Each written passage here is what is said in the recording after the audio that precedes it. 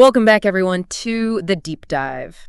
So today we're tackling something, pretty universal, pretty essential, sleep and relaxation. I mean, you'd think by now as adults we'd kind of have this figured out, but it turns out there's still a lot to learn. And what's really fascinating is that our source material for this deep dive actually comes from, get this, an English language learning podcast called English Unlocked. Yeah, it's pretty amazing how even materials designed for people learning a new language can actually offer these really practical insights that everyone can benefit from. Yeah, absolutely. I mean, think about it.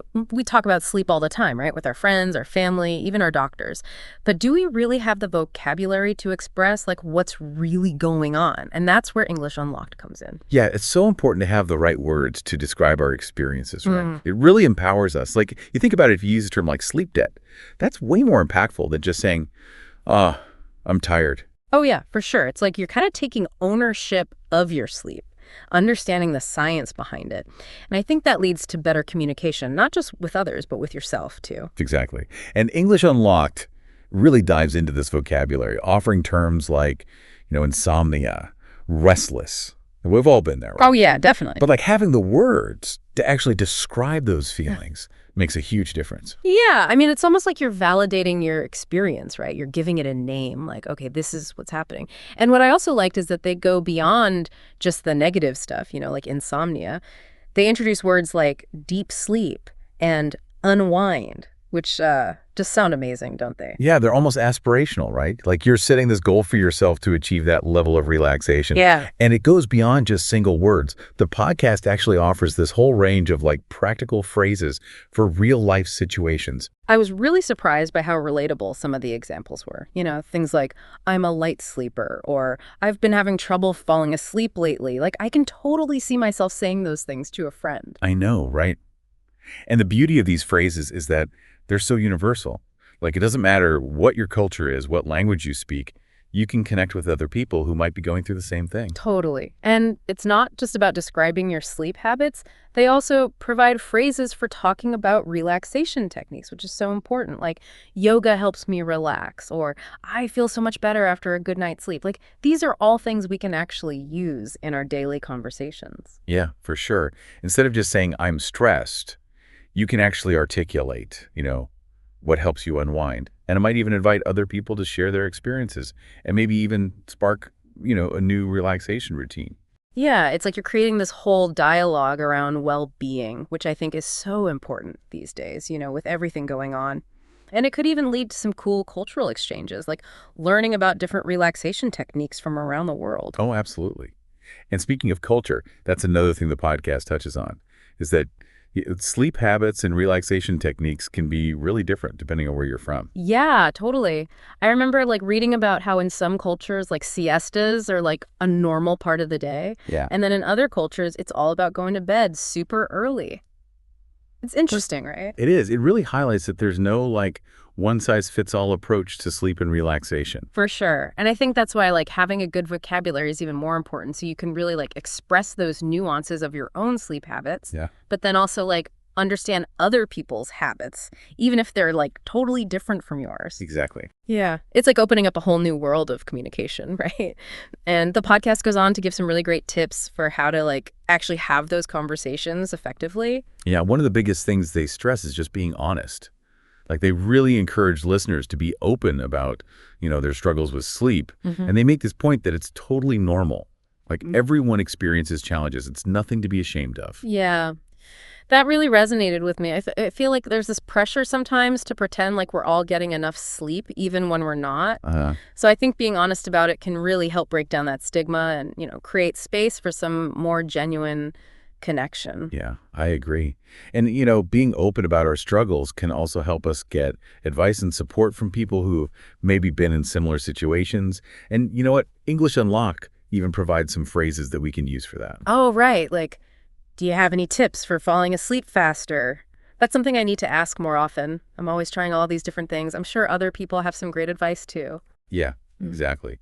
And on the flip side, they also give phrases for sharing your own tips too. It's really about creating that community of support, which is so important. Yeah, it is. It's empowering to realize that you can help other people while also getting help yourself.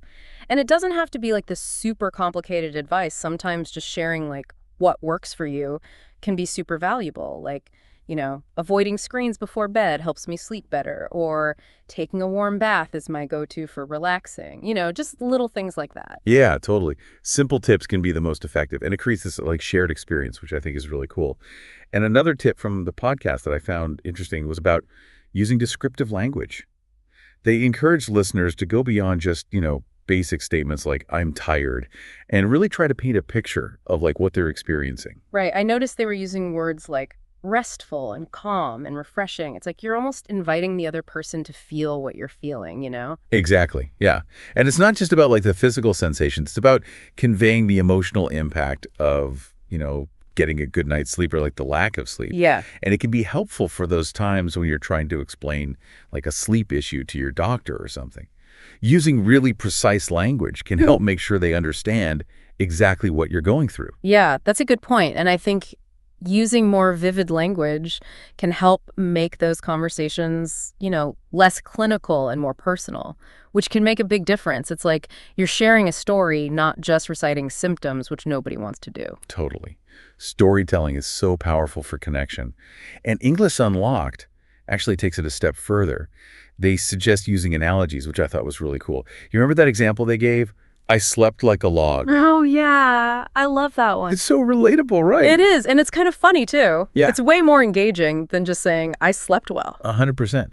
And it shows that, you don't have to be a poet to use descriptive language. Sometimes a simple analogy can make a huge difference. For sure. Yeah. And it's like it injects some personality into your communication, too. It helps people remember what you said, which is always a good thing.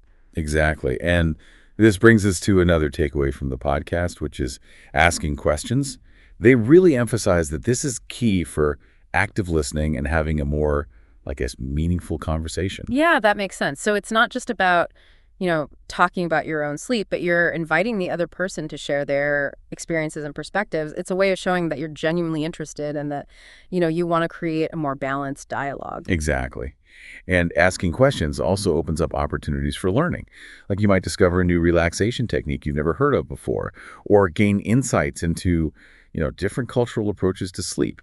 It's a good reminder that even on a topic as personal as sleep, there's always something new to learn. Right. I love that they also encourage listeners to share their own experiences, like, saying, hey, I've been there too, and creating that sense of community. It's a good reminder that you're not alone in your struggles, no matter how unique they might seem. Right. And sharing personal experiences also helps normalize conversations about sleep. By talking openly about our challenges, we kind of break down those stigmas and create an environment where people feel more comfortable seeking help and supporting each other. And English Unlocked actually dives into some of the common mistakes that people make when talking about sleep and relaxation, but they do it in a way that's like really helpful and not judgmental at all. Yeah, it's like they're saying, hey, we've all been there. We all make mistakes. It's part of the process. Sure. And their first point is about avoiding these like super complicated explanations. Like you don't need to go into a whole lecture about sleep cycles when you're just chatting with a friend. Right. Keep it simple, especially in casual conversation. Like you want to make sure your message is clear. You're not overwhelming the other person. The goal is to connect, not to impress them with all your knowledge about sleep science. Right, exactly. And they also caution against being too vague. Like instead of just saying, I can't sleep, be more specific. Yeah. Like I've been having trouble falling asleep because of work stress or whatever it is. Right. Specificity allows the other person to really understand your situation more fully and offer like more relevant advice or support. Yeah. And it also helps you kind of pinpoint, the root of the problem, which can be super helpful for finding a solution. Right. It's like you're giving them the pieces to help you solve the puzzle rather than just saying, hey, my puzzle's broken. Exactly. Yeah. And that leads to like more meaningful conversations and, maybe even some helpful solutions down the road. Absolutely. Speaking of solutions, the podcast highlights another common mistake, which is ignoring cultural differences. They really emphasize that sleep habits and relaxation techniques can vary widely across cultures, and it's important to be mindful of that. Oh, yeah, for sure. I think it's so easy to just assume that everybody approaches sleep the same way that we do, but that's not always the case. What works for one person might not work for another, and that's totally fine. It's more about like understanding those differences and respecting them. Right. And maybe even learning from each other and, kind of expanding our own little sleep and relaxation toolkits. Exactly, yeah. It's so fascinating how something as, like, I guess, basic as sleep can open up this whole world of, like, different cultural perspectives and practices. Totally. So it seems like this English language learning podcast, English Unlock, has given us like way more than just vocabulary. It's really been like this deep dive into communication and connection, and it's all centered around something that we all experience, right? Sleep and relaxation. Yeah, it really is. It's a good reminder that sometimes, like, the most unexpected sources can give us really valuable insights. And by, like, focusing on language, they've really highlighted those universal aspects of sleep and relaxation, making it relevant to everyone, no matter what their background is. Yeah, I'm already thinking about all the ways that I can use these tips and phrases in my own conversations. It's like I've been given this whole new set of tools to navigate this like essential part of my life. That's great to hear.